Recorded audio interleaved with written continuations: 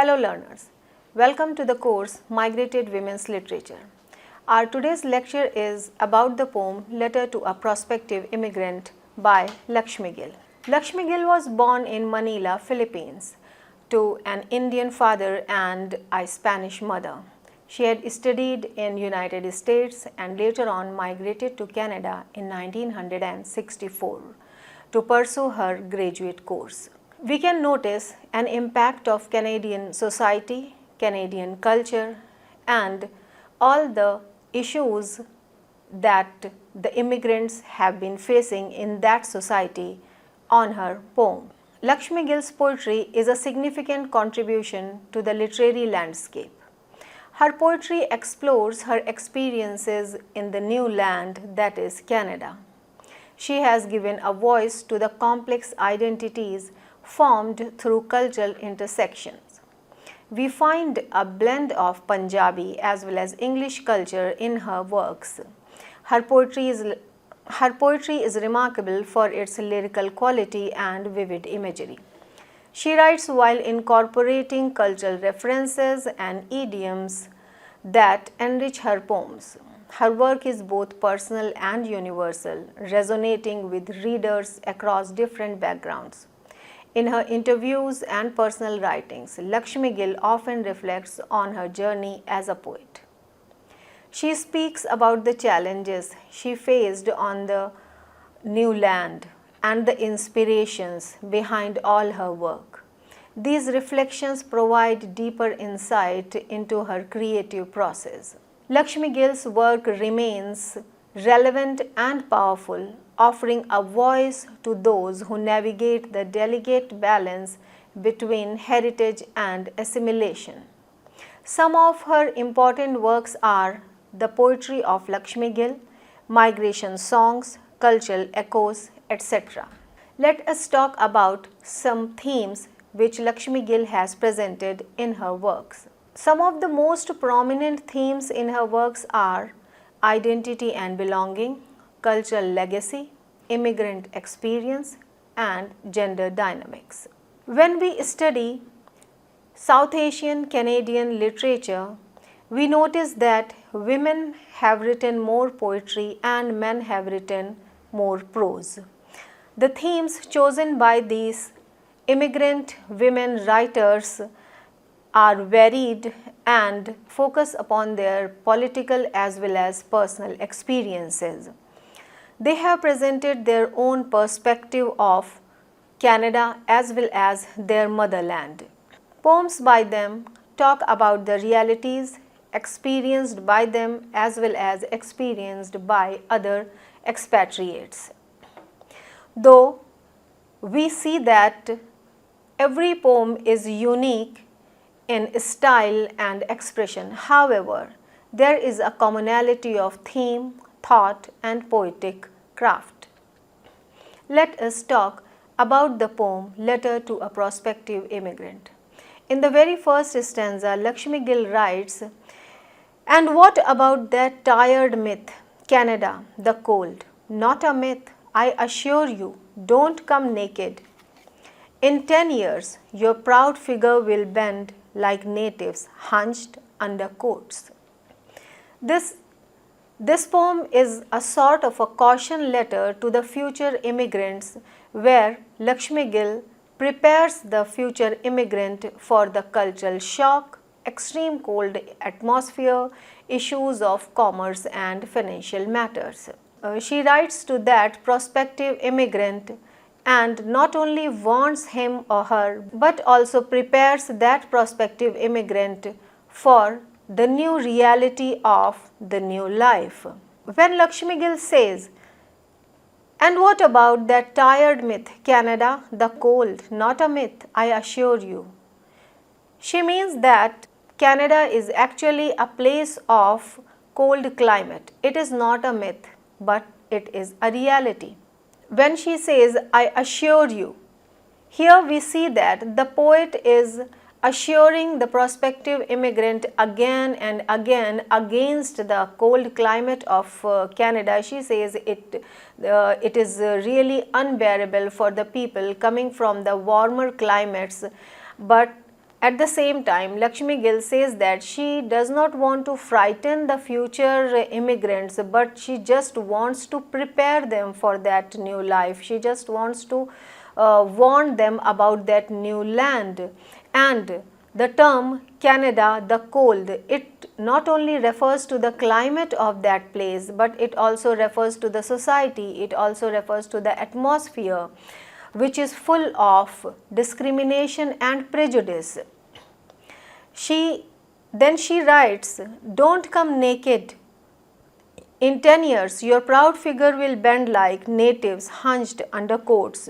Here the poet says that the immigrant from my native land should not come naked, but should bring enough clothing, warm clothing, along with him or her, so that one can safeguard oneself from that cold climate, as the native people here are safeguarding themselves against the cold.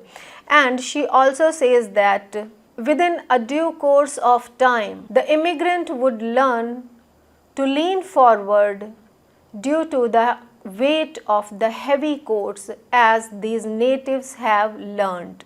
Here she also means that the immigrants should be ready to compromise with their self-esteem, as within some years their pride would be suppressed.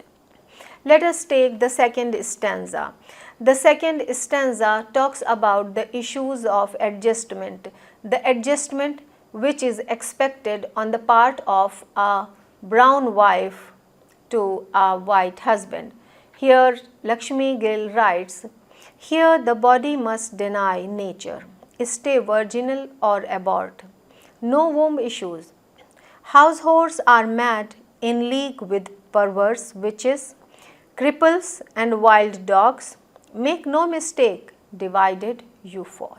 So in this second stanza, she is concerned with the problem of adjustment, the adjustment which is expected from a brown wife to a white husband. She is expected to fulfill all her responsibilities, she is expected to remain committed, and the greatest challenge which Laxmi Gill has presented in this stanza is of a brown wife's ability to articulate her feelings and not cry about imaginary losses. Laxmi Gill has also discussed the issue of virginity and chastity in South Asian community. The poet refers to the widespread perception that Canadian society is promiscuous.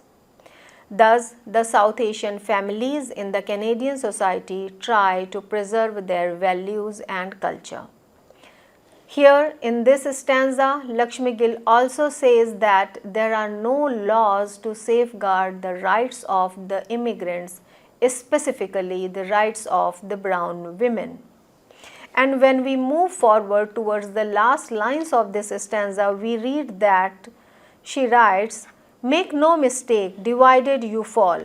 So here she is expecting the immigrants to stay united, because as she has mentioned that there are no specific thing to safeguard the rights of these immigrants. They have to struggle at every level.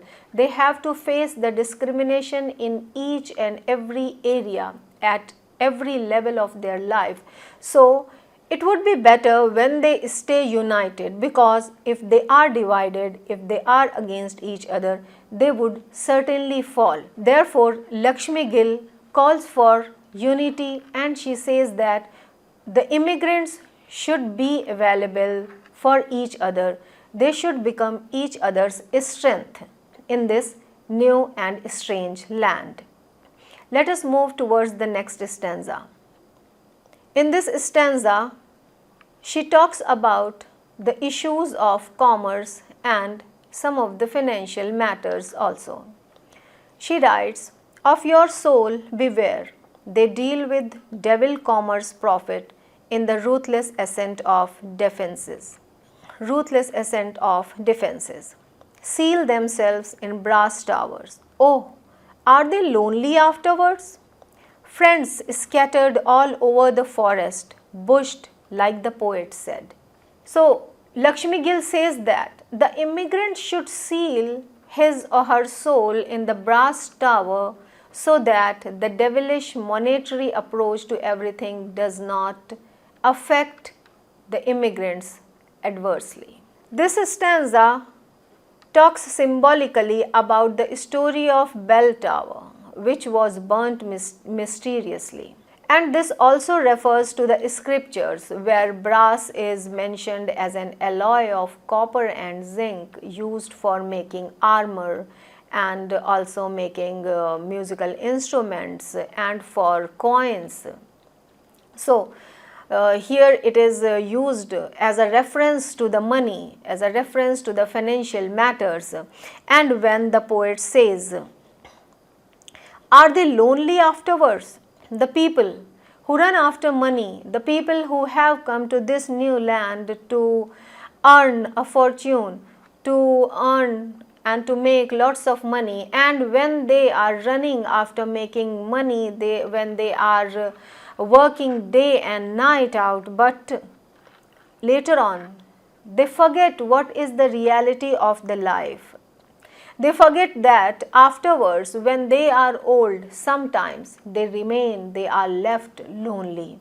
And she also says that friends scattered all over the forest. Like there are so many people around these immigrants, as if there are so many friends who are scattered around these immigrants, just like a forest of people. But eventually the immigrant finds himself or herself alone amongst all these people in this new land and bushed, like the poet said. Now let us move towards the next stanza. This next stanza talks about the imaginary happiness that an immigrant carries while coming to a new country. Laxmi Gill writes, "This is no cotton candy country, no penny arcade. Come prepared. Slide off your merry-go-round and jump over the gym horse. Like the little people with set faces, wristband, aged in skin tights." So Laxmi Gill here in this stanza says that this country, which is believed to be a land of happiness, is not a cotton candy country. It is not as sweet as cotton candy is. It is not as full of happiness as the immigrant had imagined before reaching here.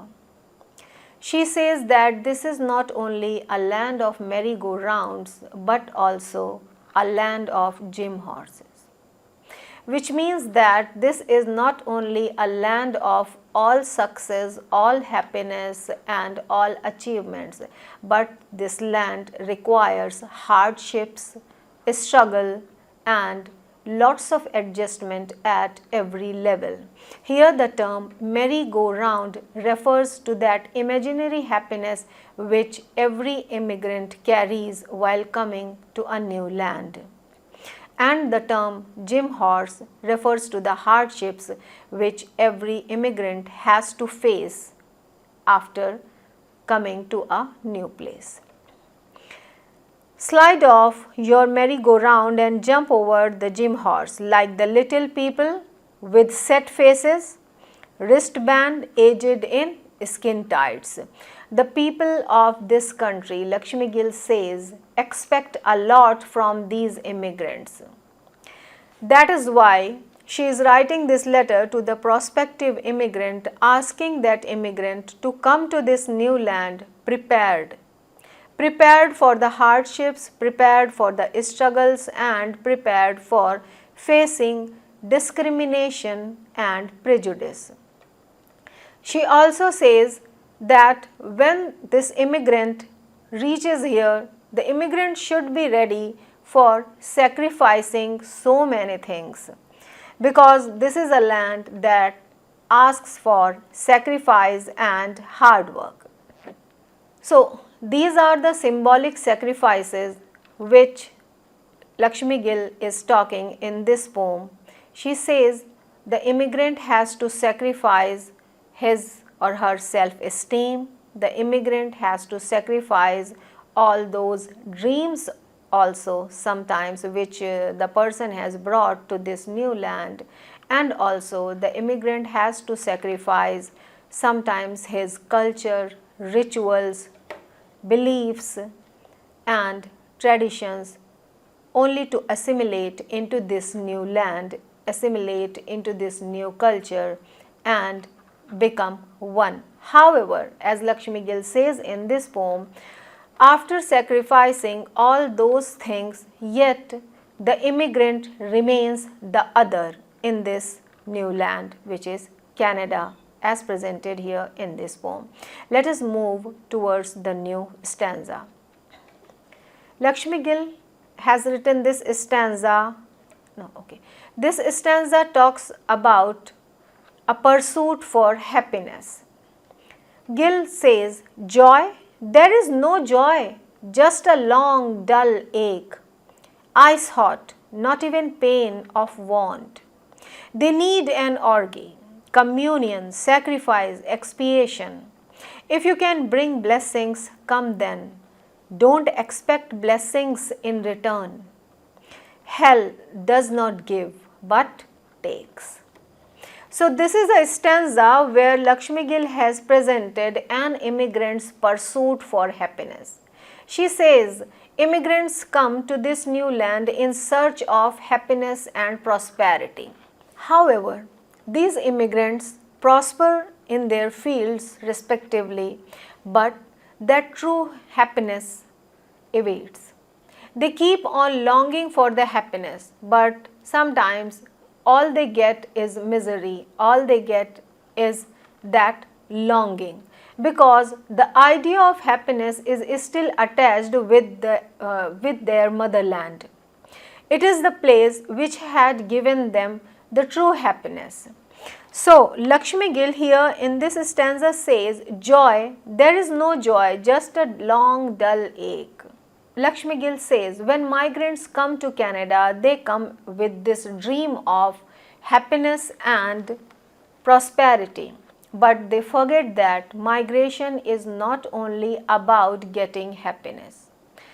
There is always this associated feeling of pain and trauma. She here in this stanza talks about the pain which is associated with the longing for the past, longing for the motherland, longing for the culture, belief, traditions which these immigrants have left behind. She says this land expects sacrifice.